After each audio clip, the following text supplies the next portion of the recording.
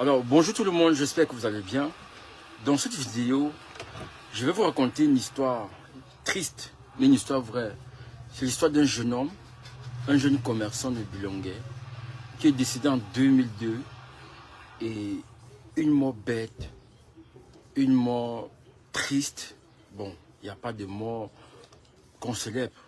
Mais c'est vrai qu'il y a des morts où on est plutôt content. Surtout quand la personne est âgée. C'est-à-dire que si ta maman meurt peut-être à 90 ans, 100 ans, les gens sont plutôt contents. C'est plutôt un moment de réjouissance. Mais là, il s'agissait d'un gars qui n'avait même pas 30 ans. Il était commerçant. Il faisait dans la parfumerie. Ouais, il faisait dans la parfumerie. Et il vendait des produits de beauté. Et il vendait où? Sur une table au marché de Bilongué. Plus précisément à Fungoudron, Bilongué. Fungoudron. Et ceux qui ont vécu à Bilongué connaissent cette histoire parce qu'ils vendaient au marché de Bilongué, à Fungoudron. Donc pour dire aux jeunes que si vous faites le business, non, ne soyez pas pressés. Si vous faites le business, ne soyez pas pressés. Si tu es pressé, les gens vont te presser. Si tu veux vite aller, les gens vont te presser. Dans les marchés, comme tu voyais là, les marchés Mbopi, marché Dakar Central, il y a les mauvaises personnes là-bas. Je dis bien il y a des mauvaises personnes. Je n'ai pas dit qu'ils sont tous des mauvais, mais je dis il y a des mauvaises personnes. Il y a des mauvais grossistes. Des gens qui sont prêts, si tu fais l'erreur, à te mettre dans des trucs bizarres. Et puis quand j'ai fait le post, il y a des gens qui sont venus me dire que non, je décourage les jeunes. Je décourage personne. Mais je vous dis juste d'être sage. Parce qu'on te prend, non, on t'a pris. On ne rentre pas par derrière. Quand on te prend dans les faux, oui, on t'a pris. Il n'y a pas de marche arrière. Donc comme je le disais, le gars, il allait au marché régulièrement. Marché Dakar.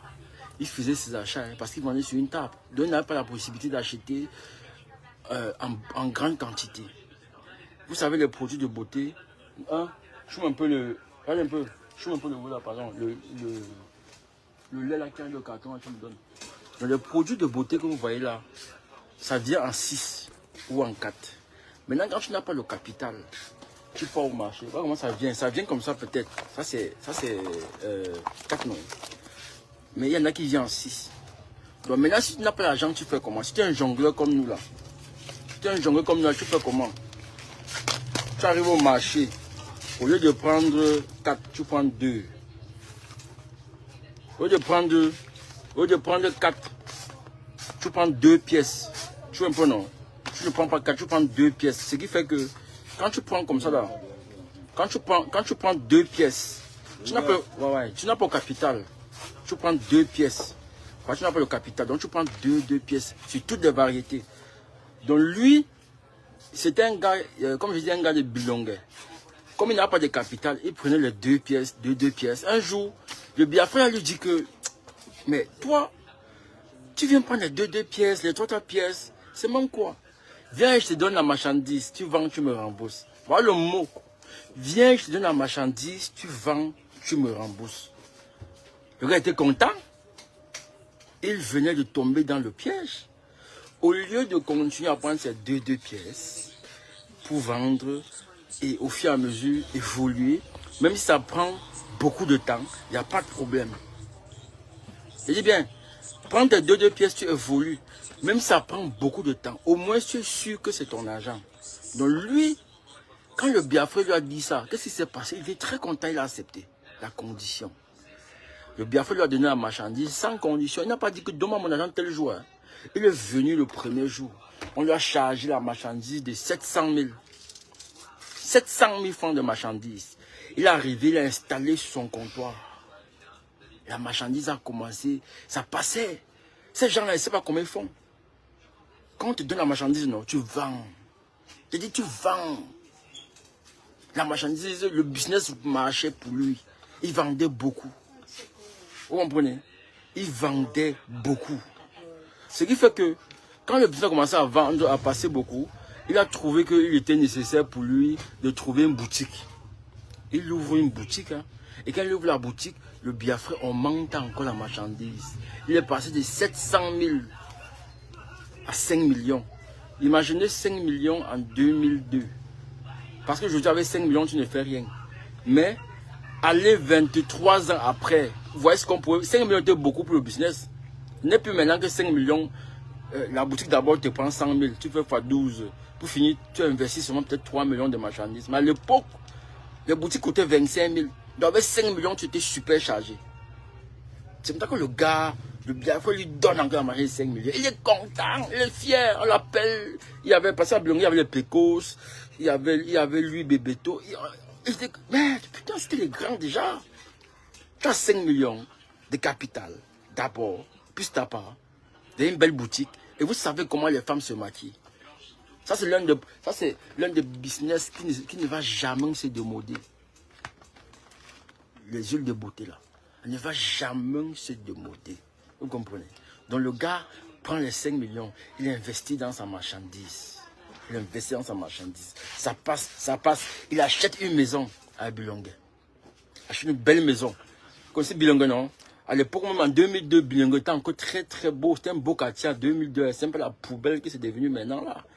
2002, le quartier était bien, c'était tracé. Les rues étaient encore propres. Il n'y avait pas la saleté qu'il y a maintenant, là. C'est vrai que le marché Bilongue, fait un goudron, c'était pas vraiment construit. Il n'y avait pas de goudron comme maintenant. Mais le quartier était joli. Donc, il a acheté une maison là-bas.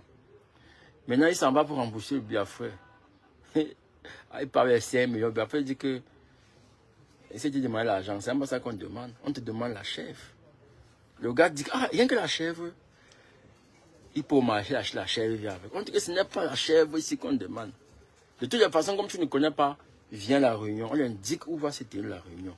Le jour où elle arrive là. On lui dit que mais on te demande la chèvre, tu ne viens pas comment. Il dit que mais il vient à la chèvre, le Biafra a refusé. On dit que c'est pas la chèvre là. C'est ton fils. C'est ton fils. Oui, il avait un garçon. Et comme il aimait ce garçon là, il a refusé. Il a refusé. Et un matin, sa bailleresse, parce qu'il louait, il avait acheté la maison, il n'occupait pas encore la maison. Il a aménagé la maison. Et un matin, sa bailleresse est allée à l'ouest. Elle rentre. Nous-mêmes, on avait fait le week-end, on ne l'avait pas vu. On ne l'a pas vu le week-end, on s'est dit que non, peut-être la voyagé. Vous savez que les Bamileke, ils partent toujours au deuil, non. Donc on ne l'a pas vu le week-end, on s'est dit qu'il a voyagé. Donc maintenant, sa bailleresse rentre le dimanche. Elle veut se laver. Elle s'en va, elle prend le seau, elle envoie dans le puits. Ça tape plutôt sur quelque chose. Elle dit que mais il y a quoi dans le puits? Elle prend la torche, elle torche. On voit que le gars est assis dans le puits, il est mort. Il est mort depuis samedi. Et on casse sa porte, on voit la lettre où il explique que voilà, on a demandé son garçon. Et c'est parce qu'il avait pris la marchandise au marché Dakar, comme ça. Il explique, c'est lui qui explique. Hein. Il a trouvé dans le puits. Comme pour dire jeune que gars, s'il faut le business, non, allez doucement. Allez doucement. Ça, vous pensez que le gars qui porte sa marchandise te donne que tu peux vendre, tu deviens riche là. Je pense qu'il t'aime beaucoup. Il ne t'aime pas beaucoup. En fait, quand il te donne la marchandise là, lui-même, tu deviens sa marchandise. Tu deviens aussi sa marchandise. Et moi, je recommande aux gens qui veulent faire le business, non, allez dans les banques, mon frère. Même si on te met un taux d'intérêt élevé, ça ne va jamais prendre ta vie. Ça ne va jamais prendre ta vie. Vous comprenez? Je dis bien que même si on te dit que 30% ou 50%, au moins, c'est écrit. C'est traçable. Le jour où tu remets à la banque, non, la banque refuse. Tu portes même plainte à la banque. Est-ce que tu peux donc porter plainte aux sorciers? Si tu peux porter plainte aux sorciers, mon frère, tu ne peux pas.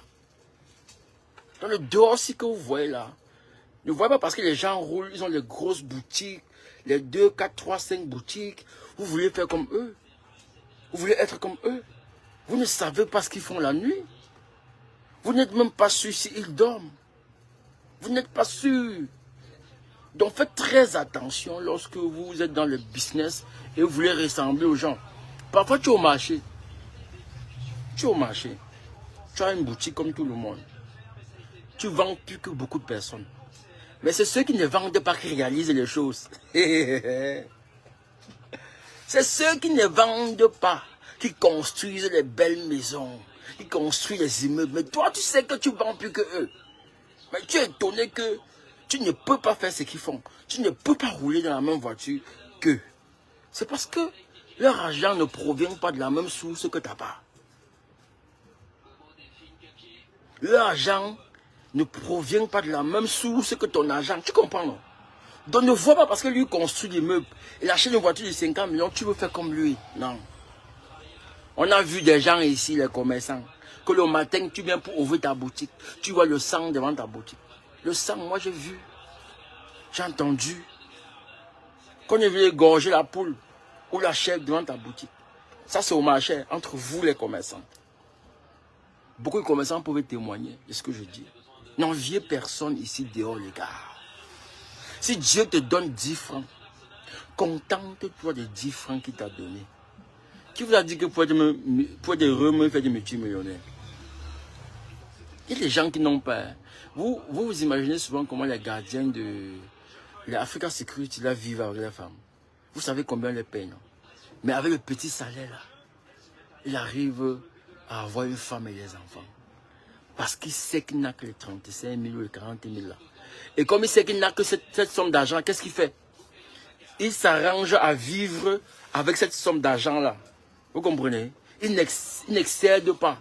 Il n'essaie pas d'avoir le gros téléphone. Il n'essaie pas d'avoir, je sais pas, la grosse voiture. Il n'essaie pas d'avoir ça. Il se contente de ce que peut coûter. Il se contente de ce qu'il peut avoir dans les 35 000. Maintenant, toi et moi qui sommes là, quand tu donnes 40 000, tu simplifies, non? Le même jour, tu envoies de nuit, non? Le même jour, c'est fini, non? Le même jour, c'est bon, non? Maintenant, tu vois tel. Il a une paire de tennis, tu peux acheter la même paire de tennis. Ça, c'est déjà l'envie. Et l'envie, ça fait partie des 7 péchés capitaux. Donc, tôt ou tard, tu payes de tout ça. Donc, tout ce que je peux dire aux jeunes qui font le business, n'enviez personne. N'essayez pas d'être comme quelqu'un d'autre. Soyez vous-même. Développez vos propres aptitudes, vos propres capacités. C'est-à-dire que donne le meilleur de toi-même pour obtenir ce que naturellement Dieu t'a donné. N'essaye pas d'obtenir naturellement, je ne sais pas, n'essaye pas d'obtenir ce que toi tu n'as pas travaillé. Ça, tu comprends un peu. Essaye toujours d'obtenir ce que c'est ta force de travail, ta force qui t'a permis d'avoir cela. Ta force, hein. Ne mange pas ce qu'il y a autrui. Ne mange pas l'argent que tu n'as pas produit. Ne mange pas ce que tu ne connais pas, la provenance. Parce qu'à partir de l'instant où tu manges ce que tu n'as pas travaillé, c'est toi maintenant le produit. C'est toi maintenant le produit. C'est toi le produit. 1 litre c'est 1500. 1 litre. 1 litre c'est 1500. Prends 1 litre c'est 1500. Donc 2000 c'est 750. 1 litre non. Le gobelet c'est 1 litre non. Donc le demi du gobelet c'est 750. Remets dedans et vois. Maintenant tu vois si c'est le demi du gobelet c'est 750. La moitié du gobelet c'est 750. Je dis que ça va pour combien? Si met la moitié donne 750 non. Mets la moitié donne 750. Ça fait mets la moitié. La moitié du gobelet. Donc ouais un peu dans la famille. Donc dis aux jeunes frères, à tes frères et tes soeurs au Cameroun, contentez-vous de ce que vous avez. Les gens peuvent aussi, on peut vivre avec 100 000. On peut vivre avec 100 000. Non mais 100 000 on peut pas, gars. Tu loues Hamza à combien? Tu loues à combien?